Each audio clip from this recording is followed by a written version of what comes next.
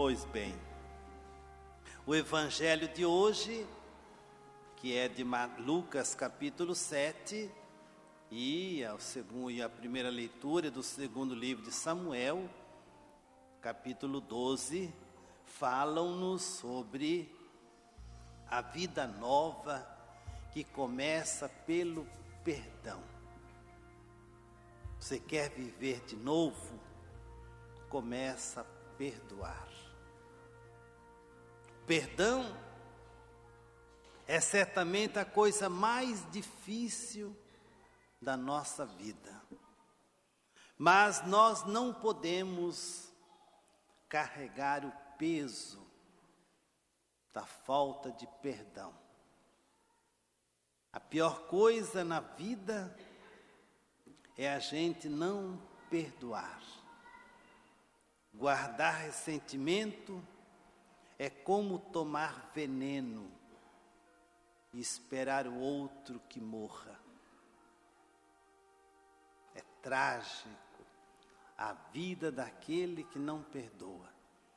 E são muitos, de modo muito especial aqueles que frequentam a igreja e que não perdoam. Esse é o veneno que nós alimentamos diária e constantemente.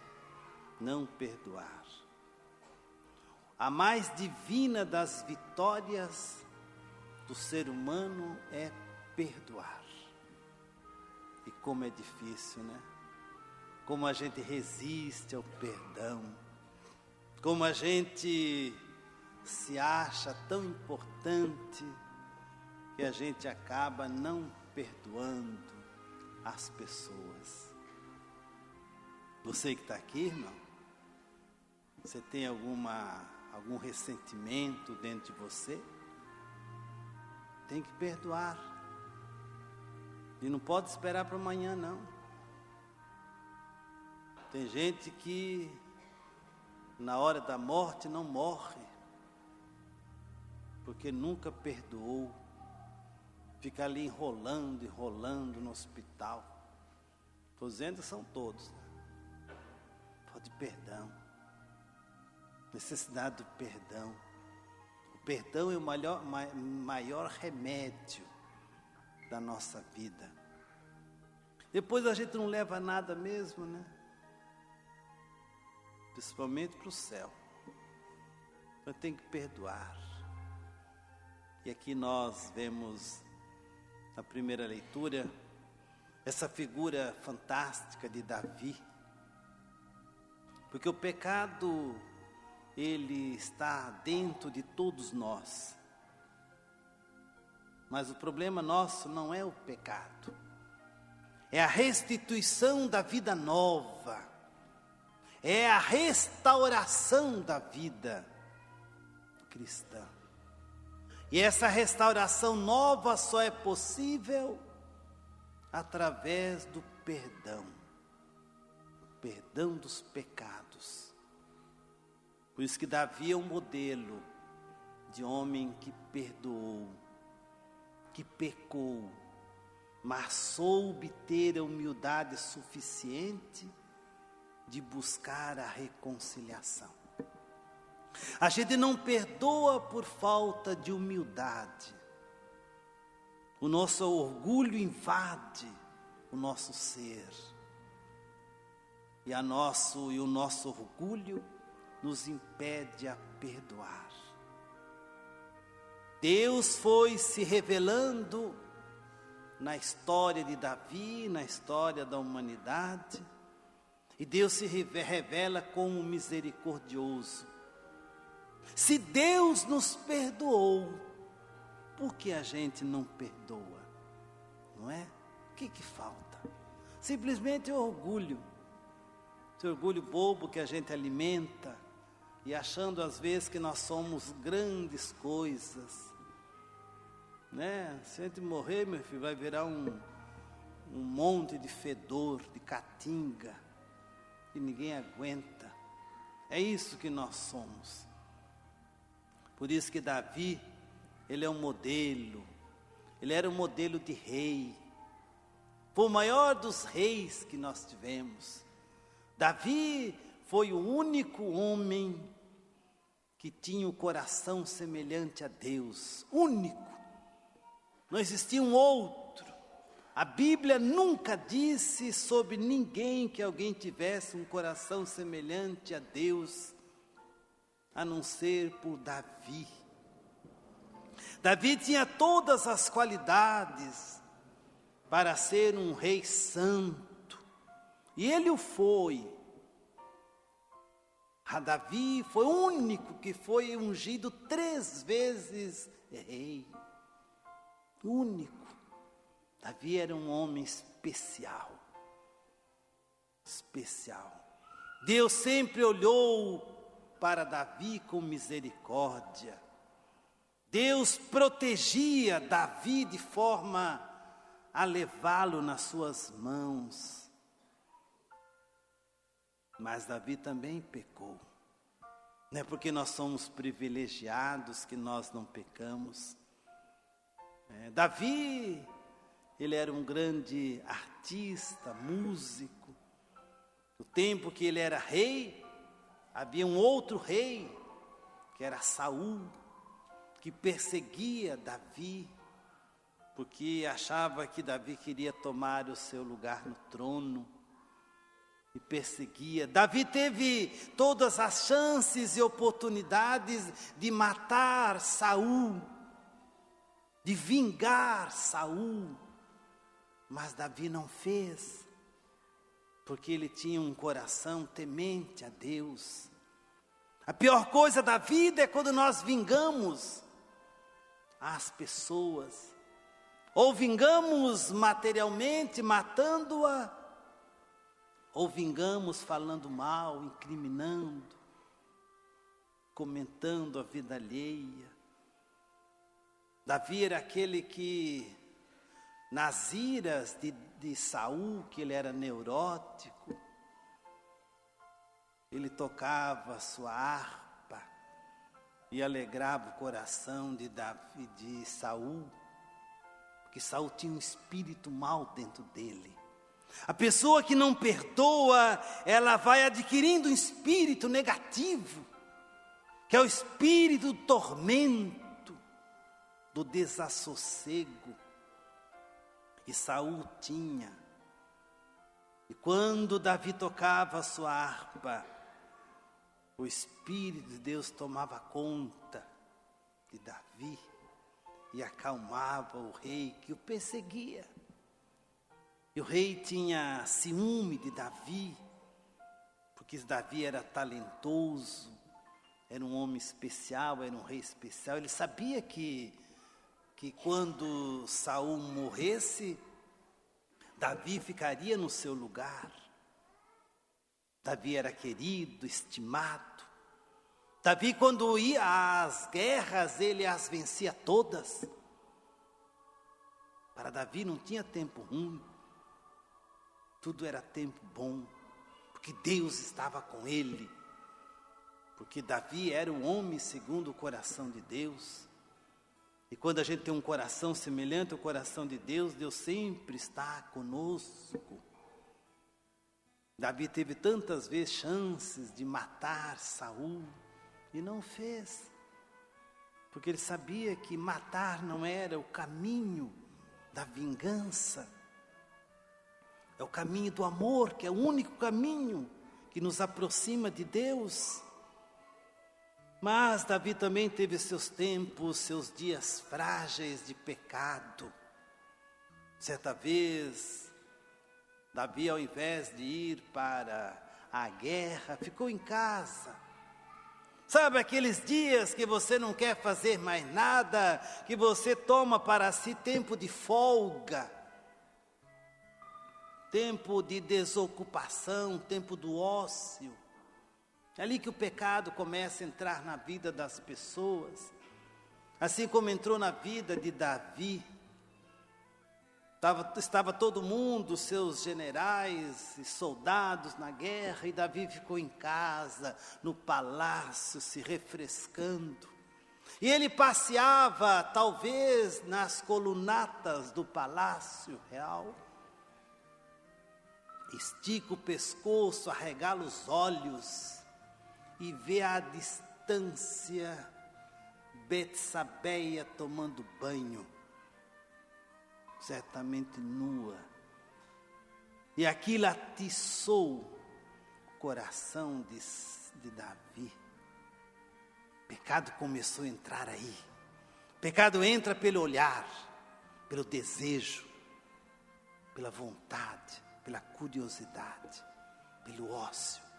Quando você não tem mais nada para fazer, você começa a fazer pecado.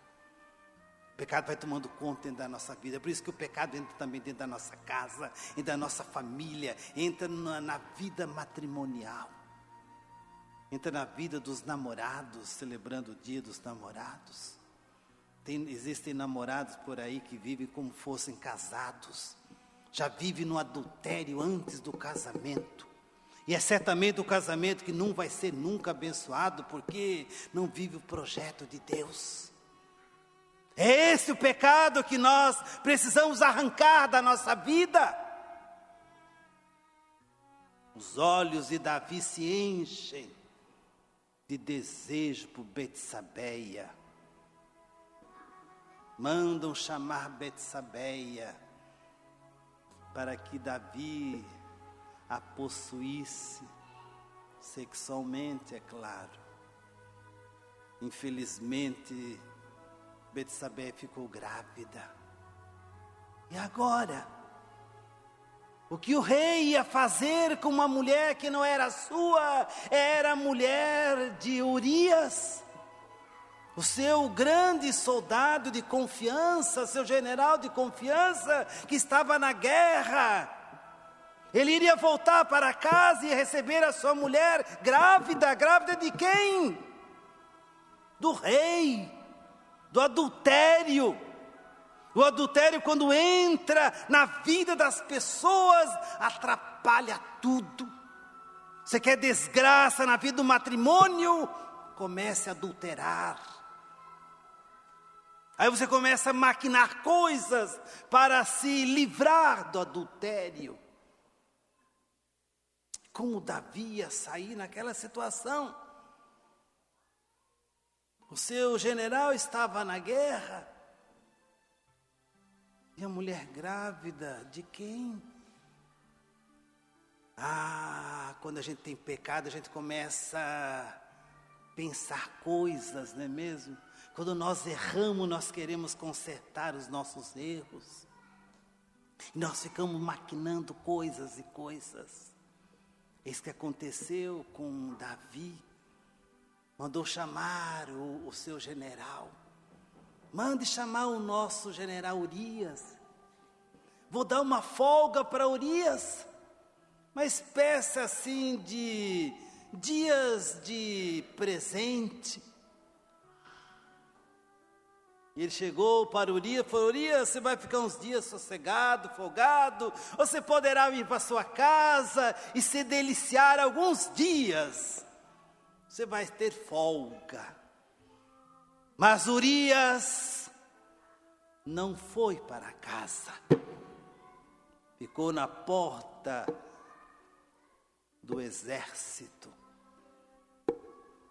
E ali ele passou os dias e as noites, e não foi para casa, foram falar com sua esposa. Os soldados vieram e disseram: Urias não foi para casa. Se Urias não foi para casa, ele não teve nada com a sua esposa, e a barriga dela estava crescendo. Como resolver isto? O pecado é uma trama na vida da pessoa.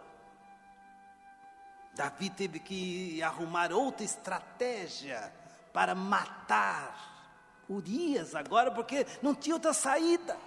Já se passaram os meses, a barriguinha se avolumava.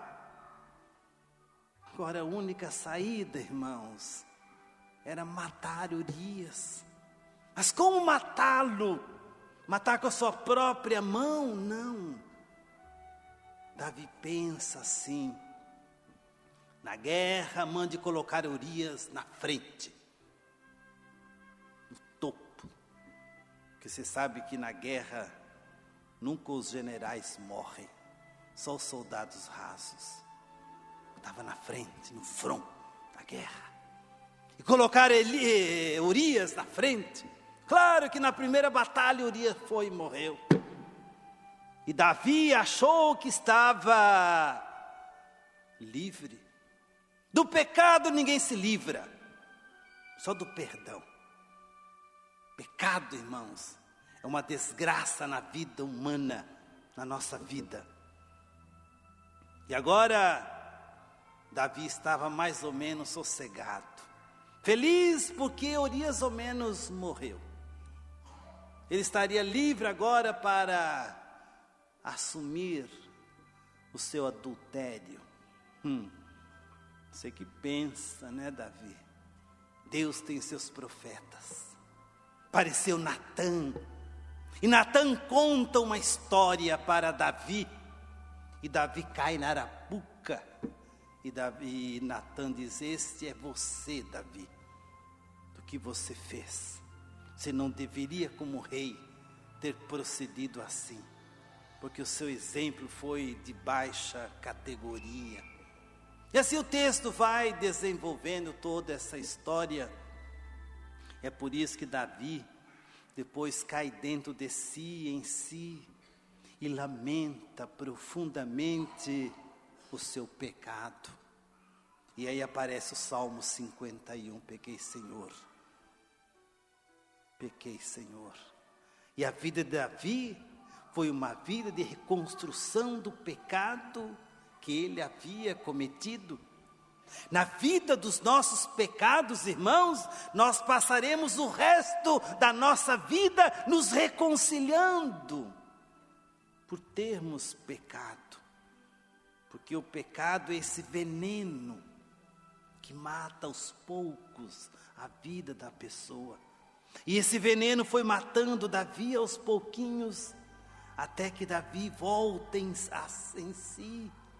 E reconhece seu pecado, reconhece a sua limitação, e Davi recorre a Deus, pedindo a Deus perdão. Querido irmão, querida irmã, como que está a nossa vida de pecado? A quem você deveria perdoar e que você não perdoa até hoje? Será que não está na hora de passarmos a limpo a nossa vida, para termos também um coração puro e purificado, como fez Davi? O pecado não é a maior objeção da nossa vida. A maior objeção é a nossa resistência a Ele. E a Ele nós precisamos nos reconciliar. Pensemos nisso. Creio em Deus